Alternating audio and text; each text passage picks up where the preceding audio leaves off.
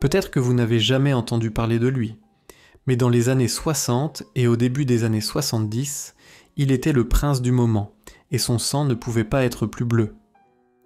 Petit-fils du roi George V, neveu des rois Édouard VIII et George VI, cousin de la reine Élisabeth II, William de Gloucester était le portrait de la royauté britannique, mais avec une touche que personne n'attendait. Liberté, rébellion et désir de vivre intensément. Grand, athlétique, charmant, charismatique, diplomate, pilote, aventurier et totalement opposé aux règles étouffantes de la monarchie.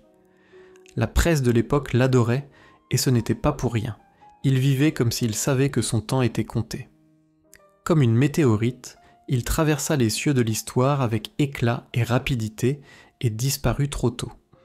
Mais avant cela, il vécut un amour rebelle avec une femme qui ne serait jamais acceptée dans la monarchie dont il faisait partie.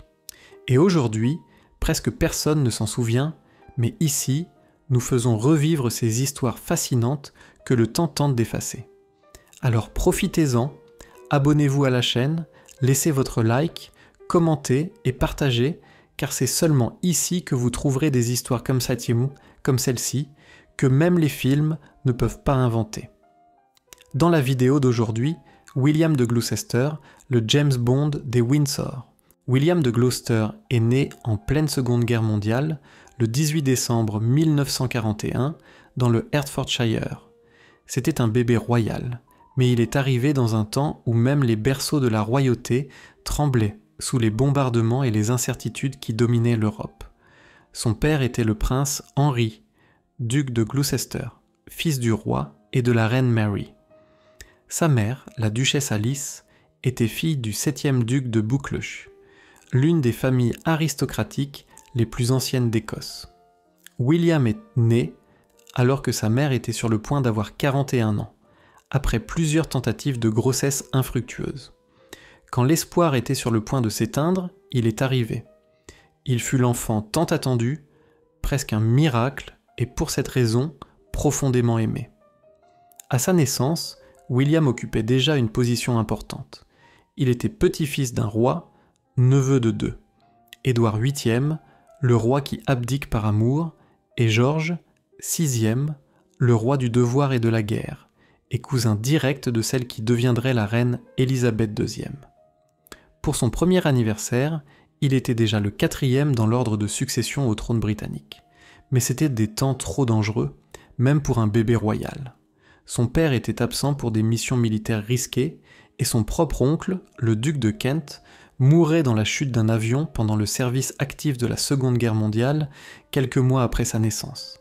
Son autre oncle, le roi George VI, arriva à promettre à sa belle-sœur « Si quelque chose arrive à mon frère, je m'occuperai de William ».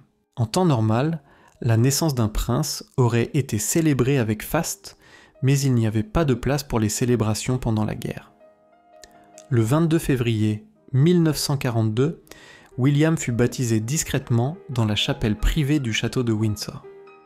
Loin des yeux du public, la cérémonie resta entourée du plus grand secret. Les journaux de l'époque mentionnèrent à peine, de manière vague, qu'elle avait eu lieu dans une chapelle privée à l'intérieur du pays, sans révéler l'endroit exact, et il y avait de bonnes raisons pour autant de mystère. Parmi les présents se trouvait l'élite de la royauté britannique, un véritable rêve pour tout bombardier ennemi.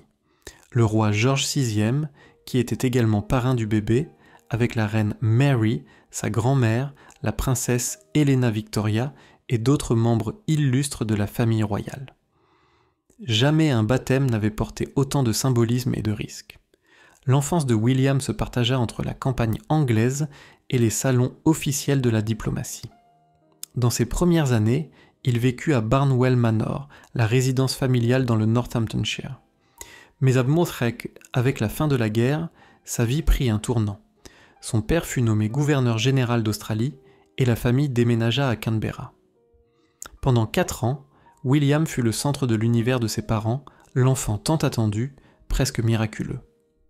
Mais en 1945, la duchesse Alice surprit tout le monde en donnant naissance à un second enfant, le prince Richard. L'arrivée du frère cadet fut accueillie avec joie par la famille, mais pour William, qui était encore petit, cela signifiait partager l'attention, l'affection et même le destin. Richard était différent dès le berceau, plus réservé, mieux adapté à la vie discrète de l'aristocratie. Tandis que William regardait vers l'horizon, Richard semblait mieux accepter le poids de la tradition.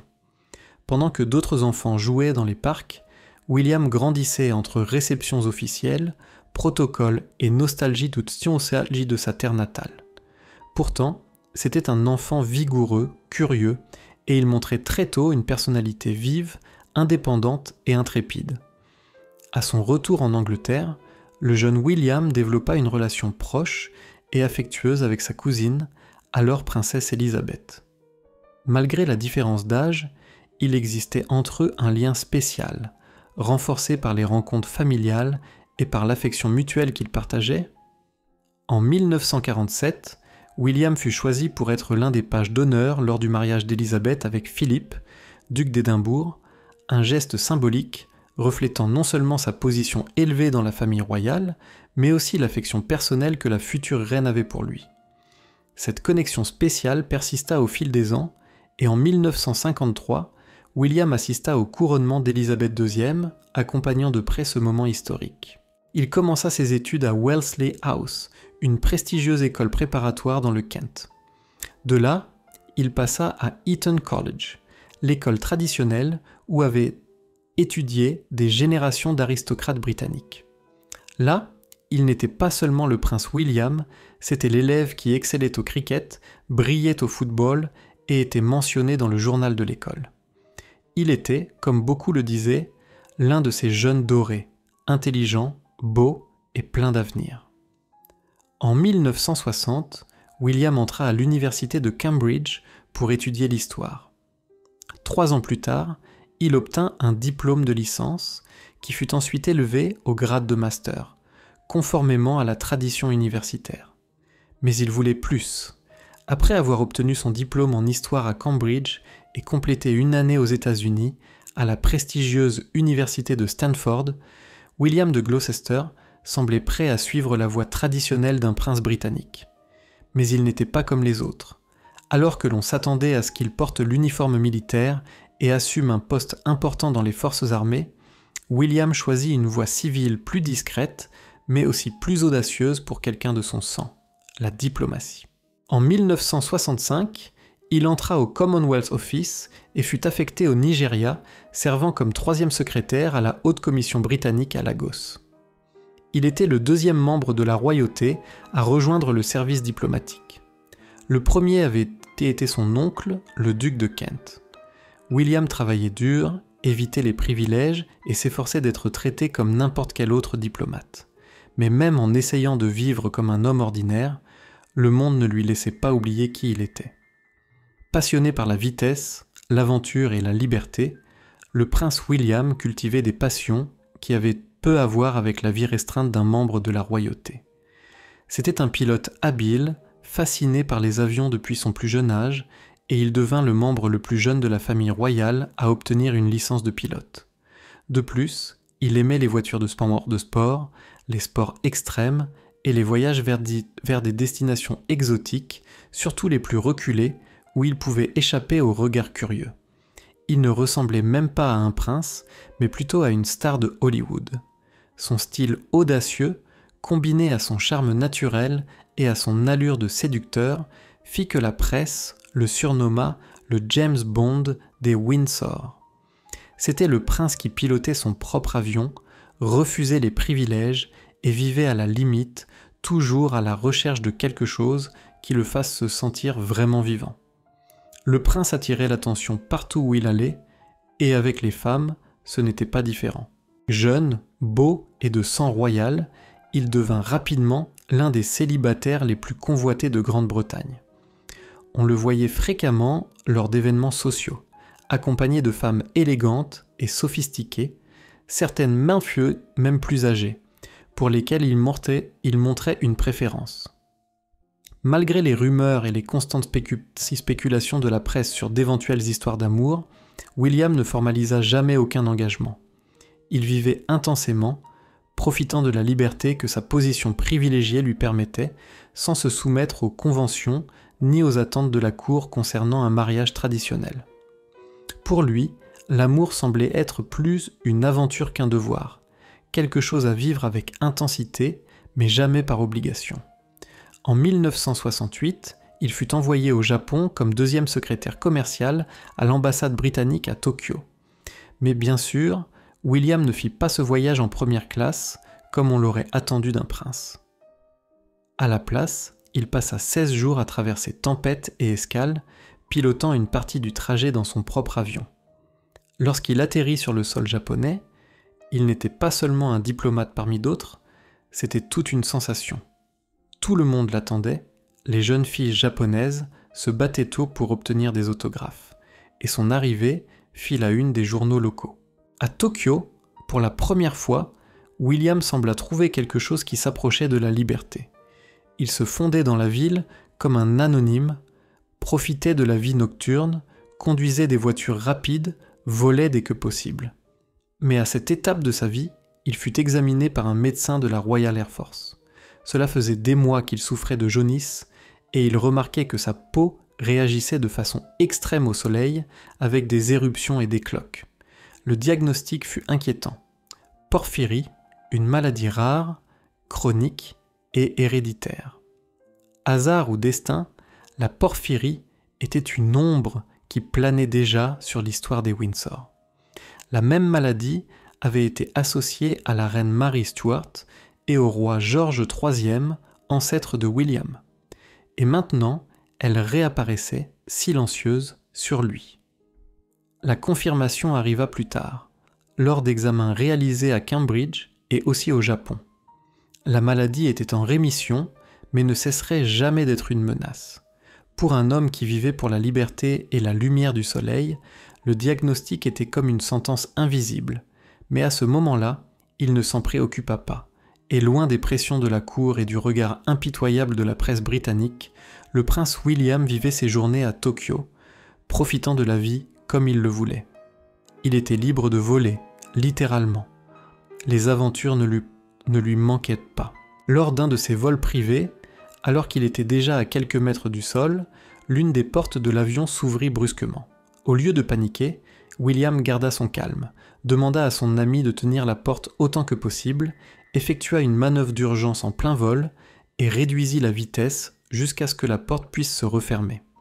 Il commença à se mêler à la communauté des expatriés européens dans les cercles les plus glamour. C'est alors qu'il reçut une invitation à une fête, où il allait rencontrer sa Cendrillon. En 1968, le mannequin hongrois Zuzi Starkloff, 5 ans plus âgé que lui, était déjà un visage connu au Japon. Avec ses yeux marrons expressifs, ses cheveux châtain-roux et sa présence magnétique, elle avait été hôtesse de l'air et, à ce moment-là, elle participait à des campagnes publicitaires pour de grandes marques comme Revlon et fréquentait les cercles les plus exclusifs de la société japonaise. Divorcée et mère d'une fille adolescente, Zuzi était sophistiquée, pleine d'esprit et indépendante. Le destin des deux allait se croiser lors d'un élégant bal masqué organisé par une amie à elle. Enthousiasmée par l'idée de rencontrer le célèbre prince galant qui circulait à Tokyo, Zuzi demanda à son ami de l'inviter et écrivit à la main une invitation provocante. « Cher prince charmant, nous avons entendu dire qu'une fête n'est pas une fête sans vous. De plus, j'ai perdu l'une de mes chaussures. Signé Cendrillon. » William ne put résister au charme de la plaisanterie. Vêtu comme le chevalier masqué solitaire, il traversa le salon et l'invita à danser. Zuzi, de son côté, rayonnait dans son costume de princesse indienne. Le flirt fut immédiat et la connexion foudroyante. À partir de là, la romance se développa avec intensité. William et Zuzi louèrent un refuge sur les rives du Pacifique, loin des regards du monde. Là, ils vivaient comme un couple ordinaire. Il adorait préparer le petit déjeuner pour elle, faisait la vaisselle, riait des choses simples. Elle, de son côté, le traitait naturellement, sans révérence ni cérémonie. Cette légèreté fut, peut-être, le plus beau cadeau que Zuzi lui offrit. Il s'impliqua tellement qu'il décida de faire un geste audacieux. Il envoya une photographie de Zuzi à sa famille en Angleterre, espérant percevoir la réaction du palais. Il voulait savoir, serait-elle acceptée ? Son passé de femme divorcée, étrangère, mère, juive, pèserait-il plus lourd que ce qu'il ressentait ? La réponse, malheureusement, ne fut pas celle qu'il espérait. La famille royale le savait déjà, puisqu'elle surveillait les moindres pas du prince, mais préférait croire qu'il ne s'agissait que d'une romance sans importance, d'un passe-temps passager pour lui. Mais en recevant la photo et la nouvelle, les vents changèrent à Londres. Les conseillers, les parents et même la reine elle-même commencèrent à s'inquiéter. Une romance avec une femme divorcée, étrangère et avec un passé hors des standards de la royauté rappelait les scandales liés au roi Édouard VIII et à Wallis Simpson. Les comparaisons étaient inévitables. Le lien de William avec cette Hongroise pouvait tout mettre en péril. La monarchie commença à agir en silence. Il fallait faire quelque chose. En septembre de 1969, la princesse Margaret, cousine du prince William, arriva à Tokyo accompagnée de son mari, Lord Snowdon, pour participer à la Semaine britannique, un événement officiel visant à renforcer les relations commerciales entre le Royaume-Uni et le Japon. Cependant, derrière l'agenda officiel, Margaret avait un objectif plus délicat et personnel, suivre de près la relation du jeune prince avec Suzy. Lors de sa visite, Margaret rencontra William et ils eurent une longue conversation. Selon les récits, elle fut cordiale, mais elle fit aussi clairement part de son conseil à son cousin. Faire preuve de prudence, ne pas prendre de décisions hâtives et observer l'évolution des choses avant d'avancer. Margaret, malgré sa posture diplomatique, agissait motivée par l'amère expérience qu'elle connaissait bien. Elle-même avait vécu un grand amour interdit des années auparavant. En 1953, l'année du couronnement de la reine Élisabeth II, Margaret était tombée profondément amoureuse du capitaine Peter Townsend, un homme divorcé et plus âgé, considéré comme inapte à un mariage royal. Aussi intense que fut ce sentiment, Margaret renonça à cet amour pour accomplir son devoir, affrontant la douleur d'un sacrifice personnel qui la marqua à jamais. Ce passé pesait sur Margaret et influençait son comportement envers William. Elle comprenait le conflit entre amour et devoir, et pourtant elle ne voulait pas voir son cousin suivre le même chemin tumultueux. Son rôle lors de ce voyage était donc un mélange de conseils et de retenue, tentant de protéger William des douleurs qu'elle avait elle-même connues. Malgré la détermination de William à intégrer Zuzi dans sa vie future, le rejet de la famille royale fut sévère. Zuzi ne correspondait pas au profil attendu. Elle était plus âgée, étrangère, divorcée, mère et de foi différente, tout cela étant perçu comme des obstacles insurmontables par la monarchie. Partagé entre l'amour pour Zuzi et la loyauté envers ses parents, qui le voyaient comme l'héritier idéal, William affrontait une bataille intérieure angoissante. La famille royale, en particulier le duc d'Édimbourg, manifestait une forte opposition, craignant les scandales et les préjudices à la réputation. Cette pression contribua à l'usure de la relation, et pour aggraver les choses, en 1970, lorsque son père, le duc de Gloucester, subit un accident vasculaire cérébral, William fut convoqué de retour en Angleterre et l'espace pour sa vie privée disparut presque entièrement. Pourtant, il décida de rompre avec sa vie de célibataire et de s'engager envers Zuzi, allant même jusqu'à l'inviter à se rendre en Angleterre pour rencontrer sa famille. Zuzi voyagea seul en juillet de cette année-là pour retrouver William dans la propriété familiale. Elle affrontait désormais le difficile défi de s'intégrer dans un monde de protocoles rigides et de traditions immuables. Pour l'aider, William lui offrit un livre sur la politique et la vie britannique, une tentative de la préparer à l'environnement qui l'attendait. Les premières images du couple ensemble furent prises à Barnwell Manor, un refuge bucolique de la famille, où ils affichaient des sourires sincères et des moments de joie. Elle-même déclara dans un documentaire qu'elle avait été très bien accueillie par les parents de William et que la visite avait été très agréable. Dans les mois suivants, William et Suzy restèrent en contact par lettres et appels téléphoniques, nourrissant un faible espoir. les véritables intentions du prince William de Gloucester concernant sa romance avec Zuzi Starkloff ne furent jamais totalement claires. Dans une interview accordée en 1972, il affirma que, si un jour il se mariait, ce serait avec quelqu'un qui serait adapté non seulement pour lui, mais aussi aux yeux des autres membres de la famille royale. À la même époque, William fut vu avec une autre femme, Nicole Sieff, également divorcée et mère de 2 enfants. Mais il continuait à porter discrètement une bague qu'il avait fait réaliser pour Zuzi. Malgré le temps et la distance, elle demeurait dans son cœur. Pendant ce temps, son père, le duc de Gloucester, souffrait d'une série d'accidents vasculaires cérébraux qui le laissèrent gravement affaibli. En tant qu'aîné, William assuma les responsabilités familiales, abandonnant sa prometteuse carrière diplomatique. Bien que résigné à son devoir, il n'oublia jamais Zuzi. Ils continuèrent à échanger lettres et appels téléphoniques, gardant vivante l'espoir d'une retrouvaille. La dernière fois qu'ils se sont vus fut à l'aéroport, à la fin de la visite de Zuzi à Londres. Au fond, Zuzi croyait qu'il y avait encore une chance pour eux deux, mais le destin ne permettrait pas cette réunion. Passionné d'aviation, William présidait le British Light Aviation Centre et possédait plusieurs aéronefs. Il participait fréquemment à des courses d'aviation amateurs et était une figure connue dans le ciel britannique. Le 28 août de 1972, il décida de participer au Goodyear International Air Trophy. Avec lui se trouvait Virel Mitchell, copilote expérimenté et vieil ami des pistes. Ce jour-là, un changement soudain dans la direction du vent obligea les organisateurs à utiliser une piste différente de l'habituelle. Cela exigeait une manœuvre risquée. Les concurrents devaient tourner à gauche juste après le décollage, à basse altitude, pour entrer dans le circuit aérien tracé. Confiant comme toujours, William décolle, mais en effectuant le virage à gauche, il inclina trop l'aéronef. L'angle était si prononcé que le pilote ne put maintenir l'altitude. L'appareil s'effondra dans une chute vertigineuse jusqu'à ce qu'une aile heurte un arbre, se détachant complètement. Hors de contrôle, l'avion fit une vrille et s'écrasa contre un ravin, explosant en flammes devant près de 30 000 spectateurs. Certaines personnes à proximité coururent désespérément pour aider, tentant de secourir les occupants, mais selon des témoins, elles durent reculer.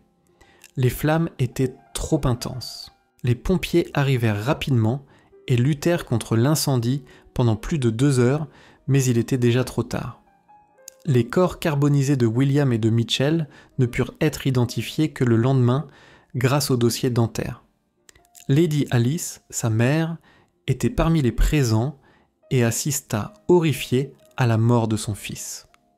Dans ses mémoires, elle raconta qu'elle n'eut pas le courage d'annoncer la terrible nouvelle à son mari, déjà très affaibli, mais elle pensait qu'il avait peut-être découvert ce qui s'était passé à la télévision.